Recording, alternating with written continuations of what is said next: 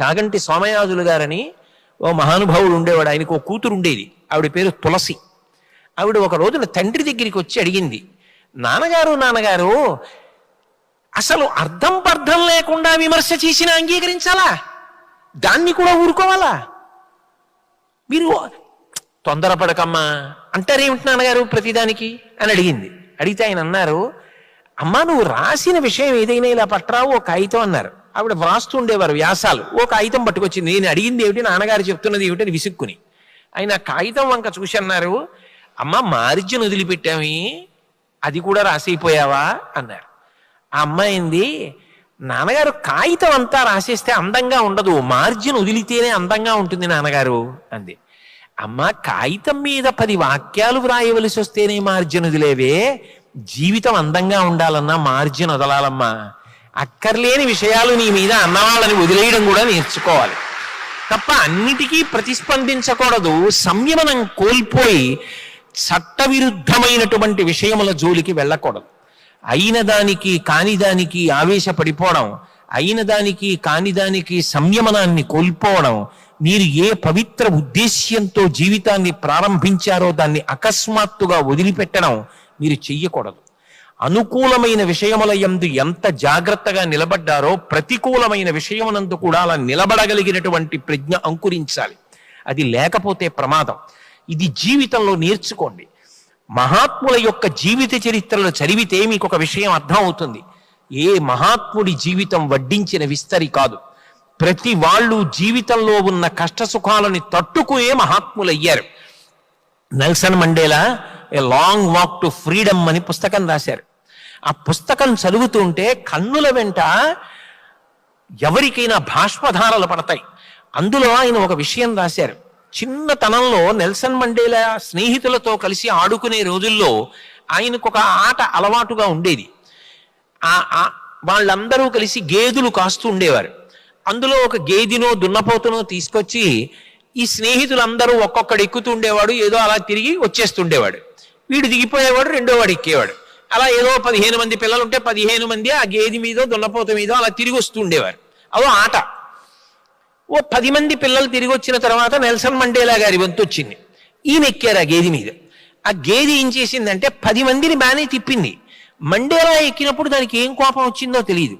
అది వెంటనే ఒళ్ళు విదల్చడమో కింద పడిపోవడమో చేసి మండేలాని కింద పడయలేదు. అది భయంకరమైనటువంటి ముళ్ళ పొదలలోకి వెళ్ళిపోయి కాళ్ళన్నీ చీరుకుపోయి మండేలా అరుస్తుంటే పెద్ద ముళ్ళ పొదలోకి విసిరి బారేసి బయటకు వచ్చేసింది. స్నేహితులందరూ గబగబా వెళ్ళి ముళ్ళ పొదలోంచి నెల్సన్ మండేలాని బయటికి తీసుకొచ్చారు. ఒళ్ళంతా ముళ్ళు విరిగిపోయి నెత్తురు పొటమరిస్తోంది. మండేలా ఏదో ఆలోచనలో ఉన్నాడు. చుట్టూ ఉన్న స్నేహితులు అడిగారు, చాలా బాధగా ఉందా, చాలా ముళ్ళు దిగిపోయాయా, బాధపడుతున్నావా అని అడిగారు. మండేలా అన్నాడు, కాదు, ఇవాళ నా జీవితంలో ఒక గొప్ప పాఠం నేర్చుకున్నాను అన్నాడు. ఏం పాఠం నేర్చుకున్నావు అన్నాడు. ఒక గేదెకి నన్ను ఎక్కించుకుని తిప్పడం ఇష్టం లేకపోవచ్చు, అది దాని హక్కు. 10 మందిని ఎక్కించుకున్న గేదె నన్ను ఎక్కించుకోవడానికి ఇష్టపడకపోవచ్చు. ఆ గేదె నన్ను ఇక్కడే దింపేస్తే బాగుండేది, ఇక్కడే కింద పడేస్తే బాగుండేది. అంత భయంకరమైన ముళ్ళ పొదలలో ఈడ్చి ఒళ్ళంతా ముళ్ళు గుచ్చుకునేటట్టు చేసి రక్కసి ముళ్ళున్న పొదలో నన్ను పడేయవలసిన అవసరం లేదుగా. అలా పడేసినందుకు నేను బాధపడుతున్నాను. ఇప్పుడు నాకు ఒక విషయం అర్థమైంది. నేను నా భావి జీవితంలో ఎవరైనా ఒకరు చెప్పిన విషయాన్ని అంగీకరించలేకపోవచ్చు. అంగీకరించకపోతే అంగీకరించను అని చెప్పాలి, కానీ గేది ముళ్ళ పొదలలో పారేసినట్టు అవతల వ్యక్తిని బాధ పెట్టవలసిన అవసరం లేదు అని నాకు అర్థమైంది. ఇక పైన నా జీవితంలో నేను ఎవరితో విభేదించినా వారి మనసు గాయపడే రీతిలో మాత్రం ఎన్నడూ ప్రవర్తించను అని శపథం చేశాడు. అందుకే మహానుభావుడు 3 దశాబ్దాల పైచిలుకు కారాగారంలో ఉన్న వర్ణ వివక్షకి వ్యతిరేకంగా పోరాటం చేసిన, బయటికి వచ్చి తనని కష్టపెట్టిన శ్వేతజాతీయుల్ని మంత్రివర్గంలోకి తీసుకుని తన ఔదార్యాన్ని ప్రకటించుకొని నల్లసూర్యుడు అని కీర్తి గణించాడు. ఒక వ్యక్తి జీవితంలో సంఘటనల ద్వారానే వృద్ధిలోకి వస్తాడు. అందుకే నేను మీతో మనవి చేసేది, మహాత్ముల యొక్క జీవిత చరిత్రలు చదవండి. కేవలం మీ పాఠ్య పుస్తకాలు కాదు, మీకు శీల వైభవాన్ని ఇచ్చేది ఏది అంటే మహాత్ముల జీవితాలు, వివేకానందుడి యొక్క బోధలు, మహాస్వామి బోధలు, నెల్సన్ మండేలా జీవిత చరిత్ర, సర్దార్ పటేల్ జీవిత చరిత్ర, మహానుభావుడు సర్వేపల్లి రాధాకృష్ణన్ గారి జీవిత చరిత్ర, టంగుటూరి ప్రకాశం పంతులు గారి జీవిత చరిత్ర. ఎవరు ఎంతంత కష్టపడ్డారో చూడండి. ఒక్క టంగుటూరి ప్రకాశం పంతులు గారు బడికి ఫీజు కట్టడానికి 25 మైళ్ళు నడిచొచ్చాడు. అప్పు పుట్టలేదు. తల్లిగారికి ఉన్న ఒకే ఒక్క పట్టు చీర తాకట్టు పెట్టి చదివించారు. విలువ తెలుసుకున్న టంగుటూరి ప్రకాశం పంతులు గారు సంపాదించిన కోట్ల రూపాయలు భారతదేశ స్వాతంత్ర సంగ్రామంలో నిస్వార్థంగా వెచ్చించి చిట్ట చివరికి భోజనానికి కూడా కష్టపడ్డారు. ఎంత సంపాదించారో అంత తేలికగా సమాజ హితం కోసం ఖర్చు పెట్టేశారు. మీరు మహాత్ముల జీవిత చరిత్రలు చదివితే ఎంత కష్టపడి వృద్ధిలోకి వచ్చారో అర్థం అవుతుంది. నేను మీతో మనవి చేసేది ఒకటే, మీకు తెలియకపోవడం తప్పు కాదు. ఏ వ్యక్తికి కూడా జీవితంలో అన్ని విషయాలు తెలిసి ఉండాలి అనేటటువంటి మాట ఉండదు. కానీ ఒక్కటి గుర్తుపెట్టుకోండి, మీకు ఎప్పుడైనా ఎవరైనా ఏదైనా మంచి మాట చెప్పినప్పుడు ముందు నిష్పక్షపాతంగా వినడం నేర్చుకోండి. ఒక పుస్తకం చదువుతున్నారనుకోండి, ఆ పుస్తక రచయిత పేరు చూసి ఈ పుస్తకం బాగుండదండి అనకండి. ఒక చలనచిత్రానికి ఎడుతున్నారనుకోండి, ఇది బాగుండదండి అనకండి. ఒక్కటి జ్ఞాపకం పెట్టుకోండి, నిరంతరం పూజ చెయ్యవలసిన సాలగ్రామం ఉండేది గులకరాళ్లలోనే. గులకరాళ్ళన్నీ వెతికితే సాలగ్రామం దొరుకుతుంది. పట్టుకోగలిగిన హృదయం మీకు ఉండాలి, కానీ ప్రతి దాంట్లోనూ ఒక మంచి విషయం కనపడుతుంది. ఏరుకోవడం మీకు రావాలి. పక్షపాత దృష్టితో అసలు ఒక వ్యక్తి వంక చూడగానే ఆయన అనీకండి. ప్రతి వారిలో మంచి ఉంటుంది.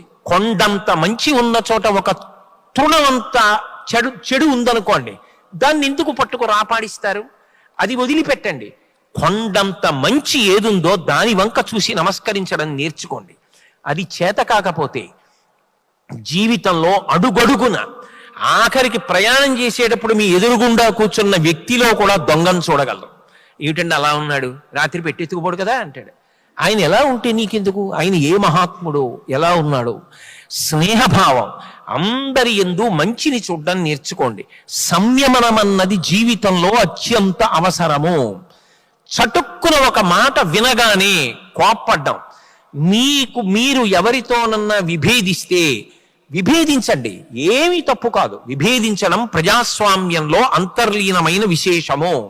కానీ విభేదించినప్పుడు చాలా వ్యగ్రతతో కూడుకున్నటువంటి విభేదమైనటువంటి త్రోవలు తొక్కవద్దు. అత్యంత ప్రశాంతతతో కూడుకున్నటువంటి చర్చలకు మాత్రమే అవకాశం ఇవ్వండి. మీ తరంలో అలా అలవాటైతే అక్కర్లేని సమస్యలు తలెత్తవు. నదీ వివాదాల దగ్గర నుంచి ప్రతి చిన్న విషయంలో జటిలమైపోవడానికి కారణం ఇవాళ భావముల యందు, అభిప్రాయముల యందు సంయమనం లేకుండా ప్రతి చిన్న విషయానికి పట్టుదలకి పోవడం ప్రధానమైన కారణం అవుతోంది. అలా కాకుండా ఉదారమైనటువంటి బుద్ధితో ముందు అవతల వాళ్ళు చెప్పినటువంటి మాట వినడం నేర్చుకోండి. ఒక్కొక్కసారి బాగా గుర్తుపెట్టుకోండి, మాట కఠినంగా ఉండొచ్చు, కానీ అందులో చాలా గొప్ప సారం ఉండవచ్చు. మీ అభివృద్ధిని కాంక్షించి అందులో ప్రతిపాదన ఉండవచ్చు. దూద్ పేడ అన్నాను అనుకోండి, అది వినడానికి అసహ్యంగా అనిపించవచ్చు. దూద్ పేడ అని నేను మీ చేతిలో పెడితే ఆ పేరేమిటి అలా ఉందని పక్కన పడేయకండి. ముక్క విరిచి నోట్లో వేసుకోండి, అది పాలకోవా. పాలకోవా పేరు దూద్ పేడ. దూద్ పేడ అన్నాను కదా అని నోట్లో వేసుకోకపోతే పాలకోవా మీరు కోల్పోవట్లా? మాట కఠినంగా ఉందని మీరు అనుకోకండి. ఒక్కొక్కసారి కఠినమైన మాట వెనక మీ యొక్క అభ్యున్నతిని ఉద్దేశించి చెప్పగలిగిన గొప్ప హృదయం ఉంటుంది. రామాయణంలో మారీచుడు రావణాసురుడితో మాట్లాడుతూ ఒక మాట అంటాడు, సులభాః పురుషారాజన్ సతతం ప్రియవాదినః అప్రియస్యతు పథ్యస్య వక్తా శ్రోతా చ దుర్లభః. లోకంలో మనకెందుకు వచ్చిన గొడవ, అబ్బా మీరెంత మంచివారండి అని ఓ మాట అంటే గొడవ వదిలిపోతుంది అని తప్పించుకునే వాళ్ళే ఎక్కువ మంది ఉంటారు. కానీ అవతల వాళ్ళు వృద్ధిలోకి రావాలి అన్న ఉద్దేశ్యంతో కఠినంగానైనా మాట్లాడి వాళ్ళ జీవితానికి మేలు చెయ్యాలనుకునేటటువంటి వాళ్ళు తక్కువ మంది ఉంటారు. అలా మాట్లాడగలిగిన ధైర్యశాలి ఉన్నా అది విందాం, పాటిద్దామన్నవాడు లోకంలో ఉండడు. ఒకవేళ అలా ధైర్యంగా చెప్పగలిగిన వాడు, సహృదయంతో విని పాటించగలిగిన వాడు ఉంటే అంతకన్నా దేశ చరిత్రని మార్చగలిగిన వాళ్ళు లోకంలో ఉండరు. అబ్దుల్ కలాం గారు చిన్నతనంలో ఆడుకుంటుంటే ఎవరో ఒక వ్యక్తి వచ్చి ఒక వస్తువు ఇచ్చాడు. ఇది ఏమిటని అడిగారు ఆయన. మీ నాన్నగారి కోసం వచ్చాను, ఆయన లేరు కదా, ఫలానా వారు వచ్చి ఇది ఇచ్చారని చెప్పి ఇచ్చేసేయని చెప్పి ఆ వ్యక్తి వెళ్ళిపోయాడు. కలాం గారి తండ్రి ఇంటికి వచ్చారు. కలాం గారు పట్టుకెళ్ళి ఆ వస్తువు ఇచ్చి, ఎవరో వచ్చి ఇచ్చారు, మీకు బహుమానం ఇమ్మన్నారన్నారు. ఈడ్చి దవడ మీద కొట్టారు తండ్రి గారు. చిన్ని కలాం కింద పడిపోయారు. తండ్రి బాధతో పైకి లేపి ముద్దు పెట్టుకుని, నాన్న ఎందుకు కొట్టానో తెలుసా, తగిన కారణం లేని కానుకలు పుచ్చుకోకూడదు. ఎందుకు పుచ్చుకున్నావు ఇంత ఖరీదైన కానుక? మా నాన్నగారికి ఇస్తానని పుచ్చుకున్నావే, ఇప్పుడు ఈ కానుక ఇవాళ ఇచ్చిన వాడు రేపు ఏదో అవసరం కోసం నా దగ్గరికి వస్తాడు. అది ధార్మికమైన అవసరం అయితే తప్పేం కాదు. అధార్మికమైన అవసరం కోసం నా దగ్గరికి వస్తే ప్రమాదం జరుగుతుంది కదా. అన్ని వేళలా తగినంత కారణం లేని కానుకలు పుచ్చుకోకూడదు. ఎందుకు పుచ్చుకున్నావు, ఇది జ్ఞాపకం పెట్టుకో అన్నారు.